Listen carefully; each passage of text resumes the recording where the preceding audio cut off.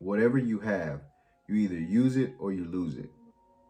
See, one must maintain their gifts or they will be lost.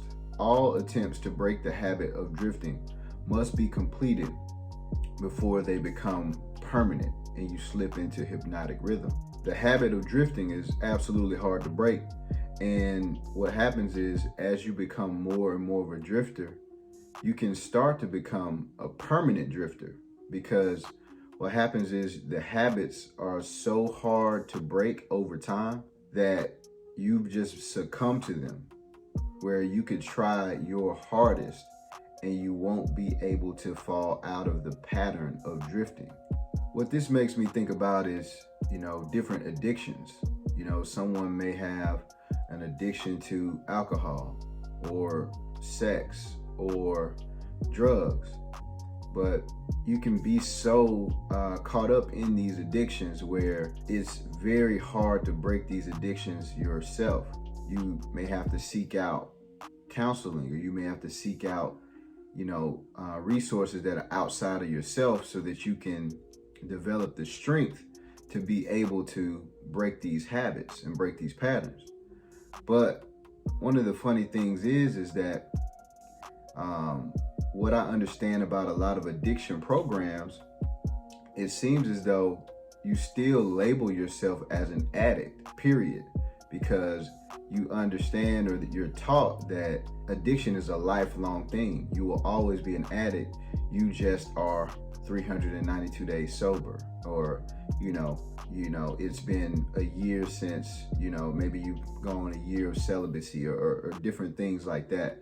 But that even more so aligns with the book in terms of saying that, hey, I'm an addict still, I'm a drifter still, but I was able to find my way out of the patterns of drifting, or find my way out of the patterns of being an addict, but I'm still an addict, or I'm still a drifter. The book really talks deeply on definiteness of purpose and how you must be definite. And I think we've discussed this at length before, but the more definite you are in your decision making, the more definite you are in the things that you want, that's the more dangerous you become. And the less definite you are, the closer you are to being ensnared into the traps placed by the devil. So in all things, you want to be definite in your purpose. You want to make sure that you know exactly what you're doing and why you're doing it, and what you want the outcome to look like. As the outcome may or may not look like what you wanted it to be, then that's where you iterate and you do something different. But you have to be definite in your purpose.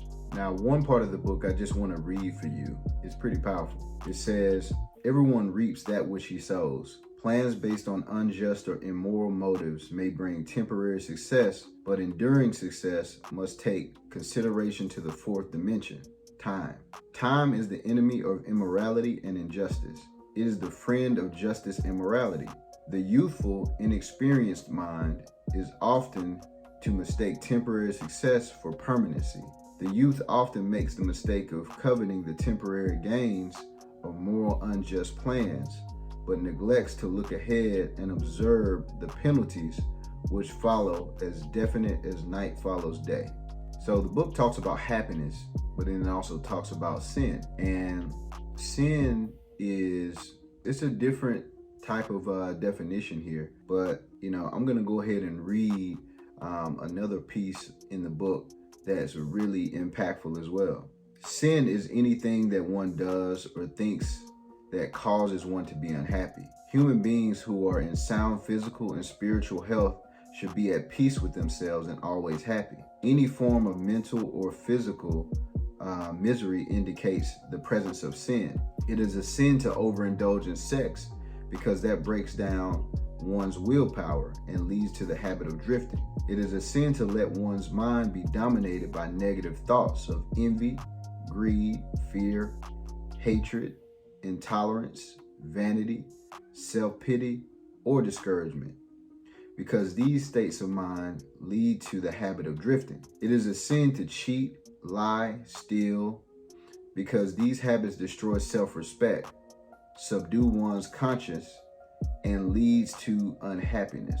It is a sin to remain in ignorance, because that leads to poverty and loss of self-reliance. It is a sin to accept from life anything that one does not want, because that indicates an unpardonable neglect to use one's mind.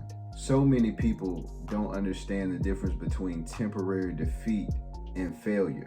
Temporary defeat is just that, it's temporary.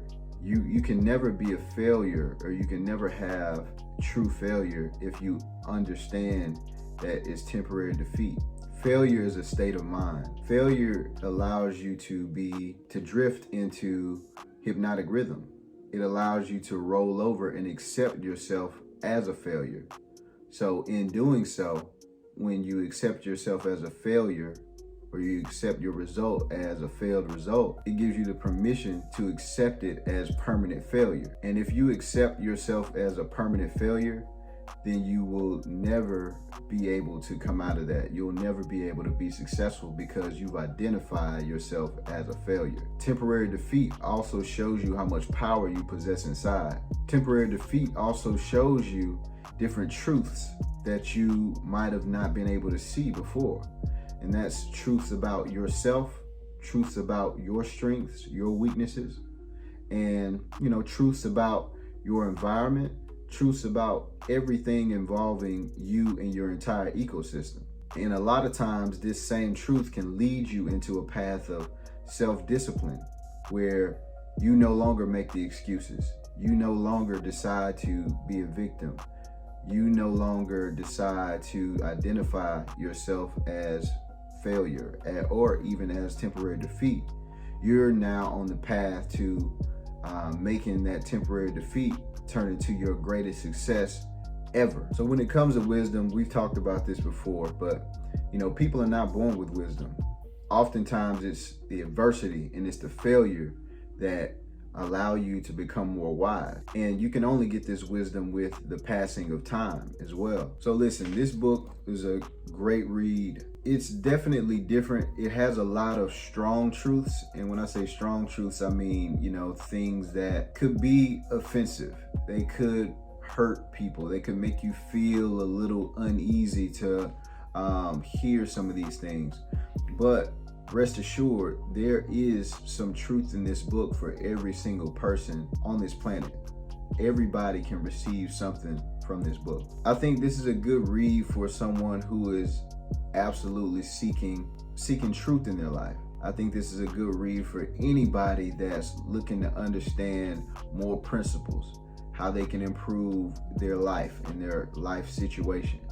I think this book is great for someone that may be in a transitional phase of life where, you might have, just came out of a really tumultuous situation, or you just, went through some things in life that you never had to go through just yet. You had some stumbling blocks, you had some misfortune, or you had some pieces of life that just was very tough for you, and you're working on overcoming them, or you have overcame them already. This book is filled with so many principles. And again, I'll say it one more time. Don't get caught up in the title. A lot of times we miss the forest for the trees. If you're an extremely religious person, you may get caught up in the title and you want to throw in the entire book of information away, when that's one of the major issues. You want to know how to do better. Otherwise, you give the power of your life away. So it's a great read. Go ahead and pick it up. I don't have any affiliate links or anything like that for you, but you can find the book online. You can find it, on Amazon or anywhere you buy your books, and go ahead and check it out. So until the next book review, this is Marcus, Greatness Decoded. I thank you guys for your time. And I hope I was able to save you some time by doing this book review, because, again, back to the purpose here. A lot of us don't have time to read these different books. I have, taken the time to do that for you. So I'm just here to give you the game and the information, straight to you, save you some time. But you can never really substitute actually, going through the process of reading the book and things like that. So This is Marcus at Greatness Decoded. Y'all take care. Get down in the comments. Let's talk about some things. Looking forward to seeing you guys on the next video. Take care.